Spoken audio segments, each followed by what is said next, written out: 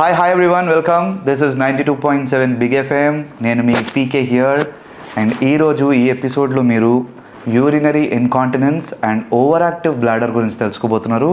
మనతోటి మాట్లాడడానికి సిటీలో one of the best doctor ఉన్నారు. హీఈస్ డాక్టర్ శ్రీనివాస్ గుప్తా గారు, consultant urologist Yashoda hospital, and he is MS DNB Urology, Robotic and Transplant Surgeon, Clinical Director Department of Urology, Yashoda Hospitals. మనం ఈరోజు ఈ ఎపిసోడ్లో urinary incontinence and over active bladder గురించి పూర్తిగా తెలుసుకోబోతున్నాం through the experts. First thing first, thank you so much for giving your time to Big FM Radio. Most welcome. Thank you. Sir, please tell us, what is this urinary incontinence? Urinary incontinence అంటే మనకు నార్మల్గా కంట్రోల్లో ఉన్నటువంటి urinary system, ఆ mechanism ఏదైతే ఉంటుందో అది control తప్పి మనకు తెలియకుండా యూరిన్ లీక్ అయిపోవటం. ఇది అనేక కారణాల వల్ల జరుగుతుంది. దాంట్లో ముఖ్యమైన కారణాలు అర్జ్ ఇన్కాంటినెన్స్ అంటాము. ఇది ఒక ప్రాబ్లం వేర్ యూరిన్కి వెళ్ళాలన్న స్ట్రాంగ్ డిజైర్ వస్తుంది, వెళ్ళాలనుకో లోపల లీక్ అయిపోతుంది. ఇది అర్జెన్సీ ఇన్కాంటినెన్స్ అంటాం. రెండోది స్ట్రెస్ యూరినరీ ఇన్కాంటినెన్స్. దాంట్లో దగ్గితే, తుమ్మితే, బరువు ఎత్తినప్పుడు, గట్టిగా నవ్వినప్పుడు కొంతమందికి యూరిన్ లీక్ అయిపోతుంటుంది. ఇది స్ట్రెస్ యూరినరీ ఇన్కాంటినెన్స్. కొంతమందికి క్రానిక్గా యూరిన్ అనేది రిటెన్షన్ అయిపోయి అండ్ ఓవర్ఫ్లో అవుతుంది. బ్లాడర్ ఒక వాటర్ ట్యాంక్ నిండిన తర్వాత ఎట్లా ఓవర్ఫ్లో అవుతుందంటే బ్లాడర్ నిండిపోయిన తర్వాత అది ఓవర్ఫ్లో అవుతుంది. ఇది రిటెన్షన్ ఓవర్ఫ్లో అని అంటాము. ఇంకొంతమందికి కొన్ని రకాలైనటువంటి జబ్బుల వలన కానీ లేకపోతే కొన్ని సర్జరీస్ జరిగిన తర్వాత కానీ యూరిన్ కంట్రోల్ లేకుండా బ్లాడర్ నుండి కంటిన్యూస్గా లీక్ అవుతుంది. దీనికి అనేక కారణాలు ఉన్నాయి. లైక్ వివిఎఫ్ అంటాం, యూవిఎఫ్ అంటాం. వీటిలో యూరిన్ నిరంతరం కంటిన్యూస్గా లీక్ అవుతూ ఉంటుంది. ఇవి different types of urinary incontinence. Sir, over active bladder ఇంకా యూరినరీ ఇన్కాంటినెన్స్ రెండు ఒకటేనా? ఓవర్ యాక్టివ్ బ్లాడర్ అనేది ఒక part of it. Urinary incontinence అనేది it is a broad terminology. ఈ బ్రాడ్ టర్మినాలజీలో యూరినరీ ఇన్కాంటినెన్స్లో అనేక రకాలైనటువంటి జబ్బులు ఇంక్లూడ్ అవుతాయి. బట్ ఓవర్ యాక్టివ్ బ్లాడర్ అనేది వచ్చినప్పుడు ఇది ఒక స్పెసిఫిక్ కండిషన్. ఏ రకమైనటువంటి రీజనింగ్ కారణము దాంట్లో మనకి తెలియదు. బట్ పేషెంట్కి మాత్రం ఒక సిమ్టమ్ ఉంటుంది. ఏంటి?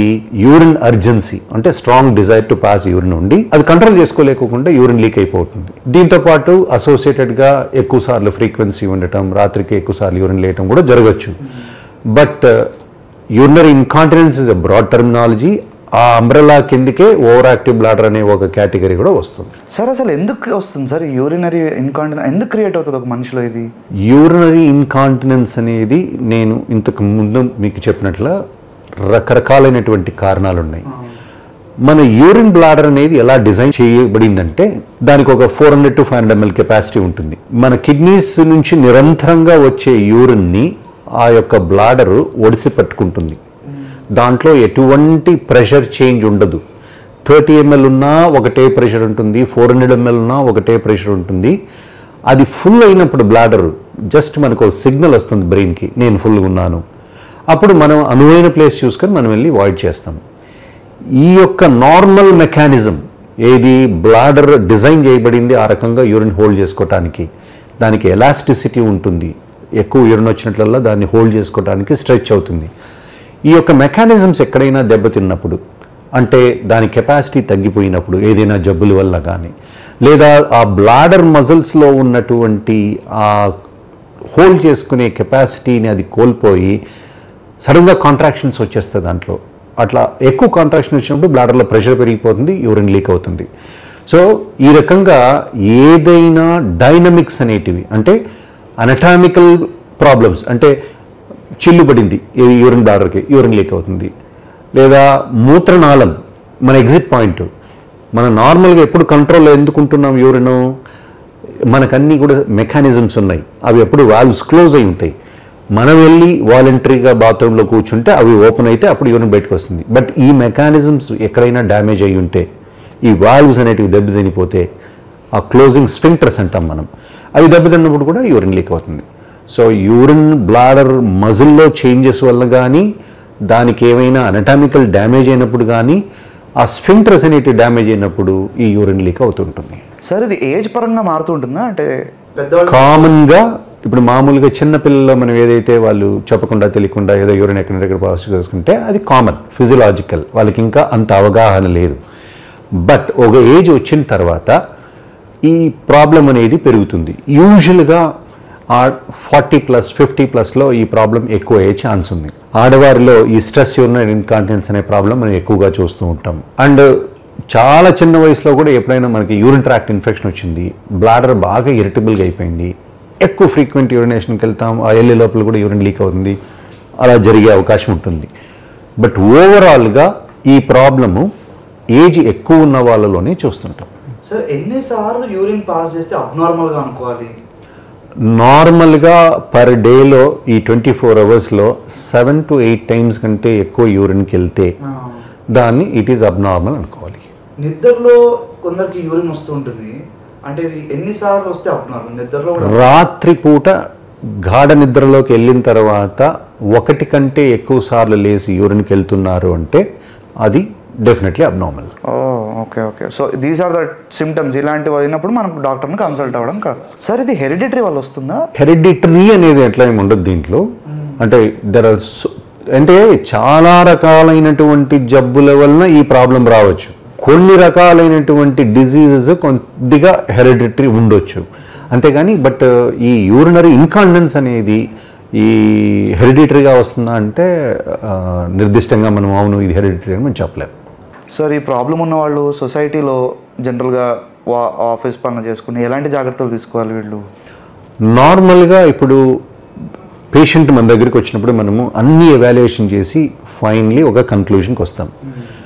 ఆ కన్క్లూషన్లో మనకి వీళ్ళకి ఎటువంటి అండర్లయింగ్ కాజు లేదు ఈ యొక్క ప్రాబ్లంకి అనుకున్నప్పుడు మనం ఏం చేస్తామంటే దాన్ని ఓవర్ యాక్టివ్ బ్లాడర్ అని డయాగ్నోసిస్ పెడతాం. అంటే వీళ్ళ బ్లాడర్ ఓవర్గా రియాక్ట్ అవుతుంది. వీళ్ళకి మనం ఏం చేస్తామంటే లైఫ్ స్టైల్ మాడిఫికేషన్ అంటాం. దీంట్లో ఏంటి, కొద్దిమందికి ఏంటి చాలా ఎక్కువ సాఫ్ట్ డ్రింక్స్ తాగే అలవాటు ఉంటుంది, చాలా ఎక్కువ కాఫీలు తాగే అలవాటు ఉంటుంది, లేదంటే టీ తాగే అలవాటు ఉంటుంది, ఎక్కువ స్మోక్ చేసే అలవాటు ఉంటుంది. సో ఇటువంటివి చేసే వాళ్ళల్లో ఈ బ్లాడర్ ఇంకా ఎక్కువ స్టిమ్యులేట్ అయ్యి ఇంకా ఎక్కువ యూరిన్ ప్రాబ్లం వచ్చే అవకాశం ఉంటుంది. వీళ్ళకి ఫస్ట్ అండ్ ఫార్మోస్ట్ మేము ఏం చెప్తామంటే మీ యొక్క వాటర్ ఇంటేక్ని రోజుకు 1.5 to 2 లీటర్స్కి రెస్ట్రిక్ట్ చేసుకోండి. మీరేదైనా అతిగా కాఫీ, టీ లేకుంటే శీతల పానీయాలు తీసుకుంటున్నారంటే దాన్ని అలవాటుని తగ్గించుకోండి. ఆ రకంగా చేసుకుంటే మనకు కంట్రోల్ వస్తుంది. సార్ దీనికి మందులు ఎలాంటి మందులు ఉన్నాయి సార్? అంటే దీనికి మనకు చాలా అద్భుతమైనటువంటి మెడికేషన్స్ ఈ మధ్య కాలంలో చాలా రకాలైన మందులు ఉన్నాయి. ఆ మెడికేషన్ వలన మనకు మన బ్లాడర్లో ఉన్నటువంటి స్టెబిలిటీ కోల్పోయినటువంటి బ్లాడర్ని మనం స్టేబుల్ చేయొచ్చు. దానివల్ల బ్లాడరు యూరిన్ని హోల్డ్ చేసుకునే కెపాసిటీ ఈ మందుల వలన పెరుగుతుంది. కొద్ది మందిలో ఈ బ్లాడర్ నుండి లీక్ అయ్యేటువంటి ప్రాబ్లము కొన్ని రకాలైన జబ్బుల వలన బ్లాడర్లో మార్పులు వస్తాయి. కాబట్టి మనం సపోజ్ ఒక ప్రాస్టేట్ ఉంది, ఆ ప్రాస్టేట్ యూరిన్ ఫ్రీ ఫ్లో రాకుండా ఆపుతూ ఉంటుంది, దానివల్ల బ్లాడర్ మీద ప్రెషర్ పడుతుంది. సో మనం ఆ ప్రాస్టేట్ రిలాక్స్ అయ్యి యూరిన్ ఫ్రీగా వచ్చేటట్లు చేస్తే యూజువలీ ఈ ప్రాబ్లం ఆ ప్రాస్టేట్ వలన సఫర్ అయ్యే వాళ్ళు క్యూర్ అవుతారు. ఆ రకంగా అనేక రకమైనటువంటి ప్రాబ్లమ్స్కి మనకు మెడికేషన్ ఉన్నాయి. And only over active bladder కూడా మనకి ఈ మధ్యకాలంలో ట్రీట్మెంట్లు అవైలబిలిటీ ఉంది. చాలా సింపుల్ మెడికేషన్. దీంతో మనం లైఫ్ లాంగ్ సఫర్ అవుతూ ఏది ఇబ్బంది పడుతున్న అవసరం లేదు. మంచి మెడిసిన్స్ ఉన్నాయి. ఆ మెడిసిన్స్ కరెక్ట్గా రీతిలో మనం తీసుకుంటే మనకు దీంతో ఉపశమనం ఉంటుంది. సార్ ఇప్పుడు ఒక పర్సన్కి వేరే ప్రాబ్లం ఏదో ఉందనుకుందాం, షుగర్ ఏదో ఉందనుకుందాం, దానివల్ల ఈ ఇన్కాంటినెన్స్ పాడవుతుందా, ఎక్కువ అవుతుందా, ఏమన్నా వేరే హెల్త్ కండిషన్స్ వల్ల ఈ కండిషన్ ఎఫెక్ట్ అవుతుందా? సో ఇప్పుడు మీరు చాలామంది డయాబెటిక్స్ గురించి అడిగారు. ఎవరికైతే డయాబెటీస్ ఉంటుందో వాళ్ళలో కంట్రోల్ అనేది సరిగ్గా ఉండదో, అటువంటి వాళ్ళల్లో యూరిన్లో షుగర్ ఎక్కువగా ఉంటుందో, ఆ ఎక్కువ యూరిన్లో ఉన్న షుగర్ వలన కూడా వీళ్ళకి తరచుగా యూరిన్కి వెళ్ళాలి అని అనిపిస్తూ ఉంటుంది. బట్ యూరినరీ ఇన్కాంటినెన్స్కి వచ్చేపాటికి డయాబెటీస్ వలన నర్వ్స్ ఎఫెక్ట్ అవుతాయి, రక్తనాళాలు ఎఫెక్ట్ అవుతాయి, ఇండైరెక్ట్గా ఈ ఎఫెక్ట్ బ్లాడర్ మీద పడుతుంది. యాజ్ వీ ఏజ్ మన బ్లడ్ వెజల్స్ డ్యామేజ్ అయినా, నర్వ్స్ వీక్ అయినా ఈ యూరిన్ బ్లాడర్ కూడా అదే రకంగా చేంజెస్ వస్తాయి, మార్పులు వస్తాయి. దానివల్ల ఈ ఓవర్ యాక్టివ్ బ్లాడర్ వచ్చే ఛాన్సెస్ ఉంటాయి వాళ్ళలో కూడా. ఓకే, సో ఎప్పుడైతే ఒక పర్సన్ 7 to 8 times కన్నా ఎక్కువ యూరిన్ పాస్ చేస్తున్నారో అతను ఒకసారి డాక్టర్ని కన్సల్ట్ అవ్వడం ఇంపార్టెంట్ అనుకోవాలా? Only thing is with a criteria, ఆ పర్టికులర్ పర్సన్ అతిగా కొంతమంది వాటర్ తాగేస్తుంటారు, అదేదో చాలా మంచిదని. ఫస్ట్ థింగ్ వాళ్ళు చేయాల్సింది ఏంటంటే normal level 2 to 3 liters of water ఒక రోజు కన్జ్యూమ్ చేసి, అదైనా కూడా నాకు ఎక్కువ వస్తుంది, లేదా తను ఎక్కువ ఈ శీతల పానీయాలు తీసుకుంటారు, కాఫీలు తీసుకుంటారు, టీలు తీసుకుంటారు, వాటిని అన్నీ తగ్గించి అప్పుడు నార్మల్కి వచ్చిందా లేదో చూసుకోవాలి. అయినా కూడా కంట్రోల్ కావట్లేదు, అట్లనే వస్తుందంటే అప్పుడు డాక్టర్ని కలవాలి. అండ్ ఇప్పుడు ఒక truth and dare question sir తోటి. Okay, truth or myth, truth and dare కాదు కానీ ట్రూత్ ఆర్ మిత్ క్వశ్చన్ ఇప్పుడు డాక్టర్ తోటి. డాక్టర్ గారు, you can train your bladder, is it truth or myth? True. True, great. Older adults get incontinence. True. Caffeine worsens bladder symptoms. Yes, it is true. It is true. Surgery is the only solution.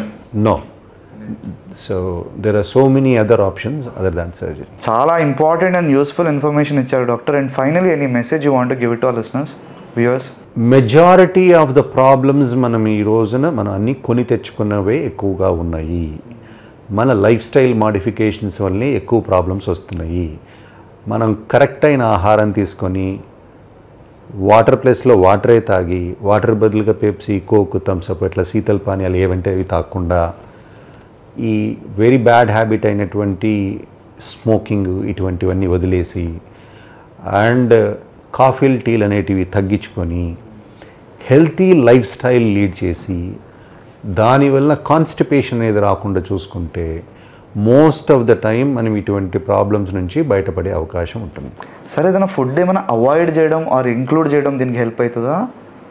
Predominantly ఇప్పుడు over active బ్లాడర్లో foods, కొన్ని two spicy foods also might irritate the bladder, and too much intake of fluids or any sort of fluid can also worsen the problems. Got it. And one last question, doctor, I missed asking this question. ఆడవాళ్ళలో ఎక్కువ వస్తుంది, మగవాళ్ళలో తక్కువ వస్తుంది అన్నది ఒక feeling ఉంది బయట, దాని గురించి కొంచెం క్లారిటీ ఇస్తారా? డెఫినెట్లీ ఈ స్ట్రెస్ యూరినరీ ఇన్కాంటినెన్స్ అనే ప్రాబ్లం ఆడవాళ్ళలో ఎక్కువగా చూస్తుంటాం. అది యూజువలీ వాళ్ళకు ఏజ్తో జరిగే మార్పుల వలన కొంచెం ఆ ప్రాబ్లం ఎక్కువగా ఆడవాళ్ళలో ఉంటుంది. బట్ ఈ ఓవర్ యాక్టివ్ బ్లాడర్ అనేది స్లైట్లీ కొంచెం ఆడవాళ్ళని ఎక్కువ చూస్తుంటాము, బట్ అయినా కూడా బోత్ ఈ sexes are almost affected. Sir, ఇది ఎక్కువ అవుతుందా సొసైటీలో, మెయింటైన్ అవుతుందా, ఎలా ఉంది ఇప్పుడు సొసైటీలో ఈ ప్రాబ్లం ఎలా ఉంది? అంటే మనం ఈ మధ్య కాలంలో అంటే ప్రతి ఒక్కరూ they have access to the hospitals, doctors, అది కాబట్టి, అండ్ వాళ్ళు సంకోచించకుండా యూరిన్ ప్రాబ్లమ్ను కూడా బయట చెప్పుకోవటానికి వస్తున్నారు కాబట్టి మనకి ఎక్కువగా కనపడుతుంది. లేదంటే ఇంతకు ముందు కాలంలో ఏదో నొప్పి ఉంది, లేకపోతే హై గ్రేడ్ ఫీవర్ ఉంది అంటే తప్ప హాస్పిటల్కి వచ్చేవాళ్ళు కాదు. ఇప్పుడు వాటెవర్ ప్రాబ్లం వాళ్ళ లైఫ్ స్టైల్ డిస్టర్బ్ చేస్తోంది అనుకుంటే, వాళ్ళ క్వాలిటీ ఆఫ్ లైఫ్ ఎఫెక్ట్ అవుతుందంటే పేషెంట్స్ ముందుకు వచ్చి వాళ్ళ ప్రాబ్లం చెప్పుకొని మెడికేషన్ తీసుకున్నారు. That is a good side, that is good. But problem ముందు నుంచే ఉంది. So got it. So yeah, that was how it is. Doctor గారు, డాక్టర్ శ్రీనివాస్ గుత్తా గారు మనకి urinary incontinence and over active bladder గురించి చాలా విషయాలు చెప్పారు.